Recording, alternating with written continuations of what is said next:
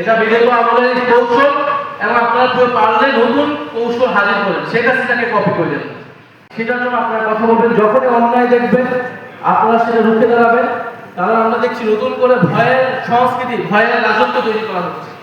আজকে সিলেট বিশ্ববিদ্যালয়ে এই শাহজালাল সাবিপ্রবি বিশ্ববিদ্যালয়ে যখন আমরা ঢুকলাম, আমরা যে আয়োজন দেখলাম প্রশাসনের, মনে হচ্ছে এখানে বিশাল একটা মারামারি যেন হয়ে যাবে। এটার জন্য আমরা পুলিশ বিজেপি এখানে এনে রাখা হয়েছে।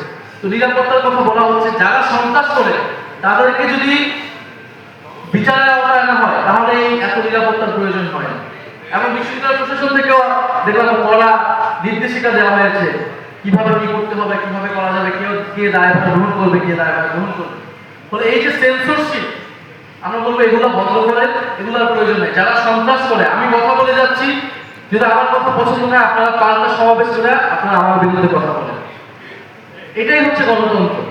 সাধারণ শিক্ষার্থীরা, সাধারণ মানুষ ঠিক করবে কোন সমাবেশে যাবে, কোন সমাবেশে যাবে না, কার পক্ষে ভোট দিবে, কার পক্ষে দিবে না। কিন্তু আপনারা কথা বলতে গেলে আপনারা এসে দমন করবেন, আক্রমণ করবেন এবং পুলিশ এসে বাধা দিবে, প্রশাসন এসে বাধা দিবে নিরাপত্তার নামে, এটা বাংলাদেশে আর হতে দেওয়া যাবে না। এটা বিগত আমলের কৌশল এবং আপনারা পারলে নতুন কৌশল হাজির করেন, শেখ হাসিনাকে কপি করে দেন। কারণ শেখ হাসিনাকে কপি করলে শেখ হাসিনাকে কিভাবে সরানো হয়েছে এটা এখানকার বাচ্চা বাচ্চা পোলাপানরাও জানে।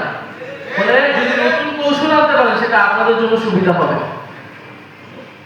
ফলে আর কথা বাড়াবো না, কথা বেশি বাড়ালে বিশ্ববিদ্যালয় প্রশাসন নতুন কোনো নোটিশ জারি করে দিতে পারবে। সেই নোটিশ জারি করার আগে আমরা বিশ্ববিদ্যালয় ত্যাগ করবো। আপনাদের প্রতি অশেষ কৃতজ্ঞতা।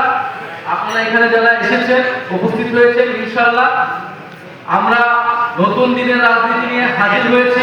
আমাদের অনেক সীমাবদ্ধতা আছে, ছিল, থাকবে, কিন্তু আমরা সীমাবদ্ধতাকে অতিক্রম করে ইনশাআল্লাহ সামনের দিনগুলোতে এগিয়ে যাব এবং সেই এগিয়ে যাওয়ার পথে সাবিপ্রবি আমাদের সাথে থাকবে, আমরাও সাবিপ্রবির সাথে থাকবো।